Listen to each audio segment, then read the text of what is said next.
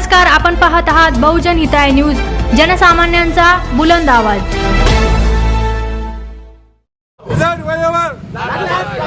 वेळेवर लागलाच पाहिजे। आम्हाला ऍडमिशन मिळालंच पाहिजे। रिझल्ट वेळेवर लागलाच पाहिजे। शिक्षण मंत्री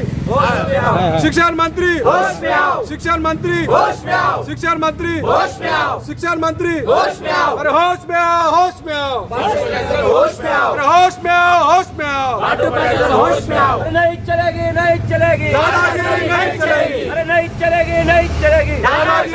चलेगी अरे आठी बाटू प्रशासनाचं करायचं काय? अरे आठी बाटू प्रशासनाचं करायचं काय? त्यांना सरसकट कार्य लागू झालंच पाहिजे। विद्यापीठ प्रशासन होश में आओ, होश में तुमको आना होगा।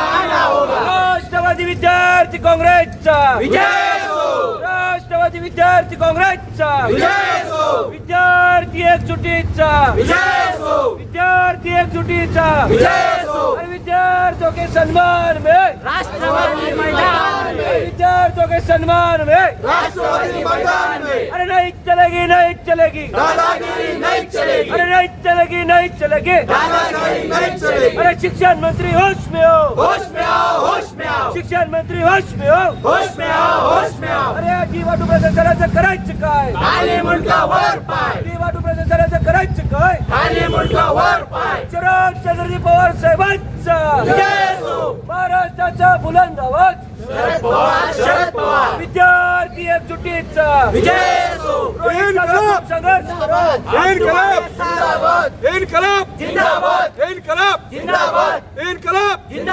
होश में आओ। आज इथं सर्व विद्यार्थ्यांतर्फे आपण जे आज इथं अभियांत्रिकी कॉलेज समोर आज आपण साखळी उपोषणात बसलेले आहे।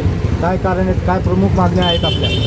आमची सर्वात प्रमुख मागणी ही कॅरी ऑन तात्काळ लागू करण्यात यावा आणि तो सरसकट लागू करण्यात यावा, ही आमची प्रमुख मागणी आहे। डॉक्टर बाबासाहेब आंबेडकर तंत्रज्ञान विद्यापीठाच्या मार्फत हे आपण त्यांच्या विरोधामध्ये आपण उपोषण करत आहे। कॅरी ऑन ही आपली प्रमुख मागणी आहे, बरोबर? याशिवाय मागण्याच्या साठी ज्या आम्हाला समस्या आहेत, म्हणजे कशाच्या आधारे आम्ही कॅरी ऑन मागतो, तर आमचे रिझल्ट वेळेवर लागत नाही आणि या विद्यापीठाची अधिकृत अशी कोणती वेबसाईट नाही की ज्याच्यावरती सर्व आम्हाला सूचना येतील ना। रिझल्ट त्या वेबसाईटवर लागतो, रिझल्ट आम्हाला टेलिग्रामवरती येतो। कॉलेज प्रशासन म्हणतं की टेलिग्रामवरचं फेक आहे, तो फेक आहे तर कॉलेज प्रशासनाने त्यांच्या नोटीस बोर्डवर लावणं अपेक्षित आहे। आणि आम्ही कॉलेजकडे मागणी रिझल्ट केले असतं, कॉलेजवाले म्हणतात विद्यापीठाचा विद्यापीठ आहे रायगडला, त्यांचं विभागीय ऑफिस इथं आहे, हे लोक आम्हाला कार्यालयाच्या आतमध्ये सुद्धा एंट्री करू देत नाही। आणि मग आम्ही जायचं कुणाकडे? रिझल्ट आमचे 45 दिवसात नियम असा आहे की रिझल्ट लागण्यात यावा, पण 6 महिने झालेत, अजूनही बऱ्याच विषयांचे रिझल्ट पेंडिंग आहेत। आणि रिझल्ट पेंडिंग असल्यामुळे आम्हाला पुढच्या वर्षात ॲडमिशन कसं घ्यायचं? कॉलेज प्रशासन पुढच्या वर्षात ॲडमिशन घेत नाही, विद्यापीठ रिझल्ट लावत नाही, मग आम्ही जायचं कुणाकडे? त्यामुळे आमची स्पष्ट मागणी आहे की सरसकट कॅरी ऑन लावण्यात यावा, जेणेकरून आमचं अकॅडमिक इयर हे पूर्ण संपून घ्यावे आणि विद्यार्थी घरी बसून मग एक्झाम देतील जर कॉलेज प्रशासनाला आम्हाला ॲडमिशन द्यायचे नसतील तर।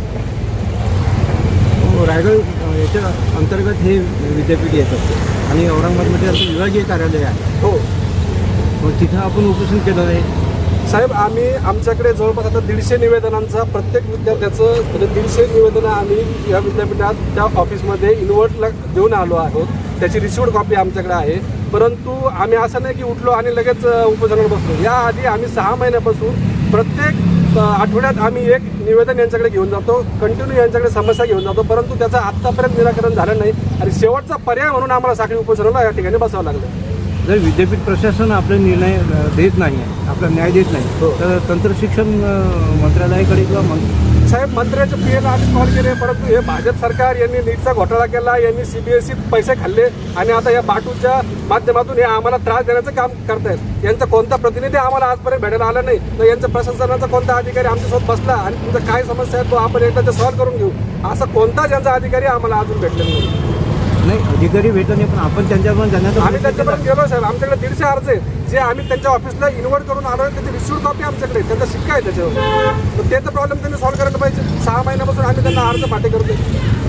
शिक्षण मंत्री समजा तुमच्याकडे लक्ष देत नाही, त्यांच्या वरचे कोणतरी अधिकारी किंवा मुख्यमंत्री उपमुख्यमंत्री आहेत त्यांच्याकडे आपण साहेब आम्ही सामान्य विद्यार्थी आहोत. मुख्यमंत्र्यापर्यंत जाण्याची आमची पोस्ट नाही. आम्ही भारत महाविद्यालयापर्यंत जाऊ शकतो आणि इथं त्यांचं जे विभागीय ऑफिस आहे इथपर्यंत येऊ शकतो. मंत्र्याच्या PAलाही फोन लावू शकतो.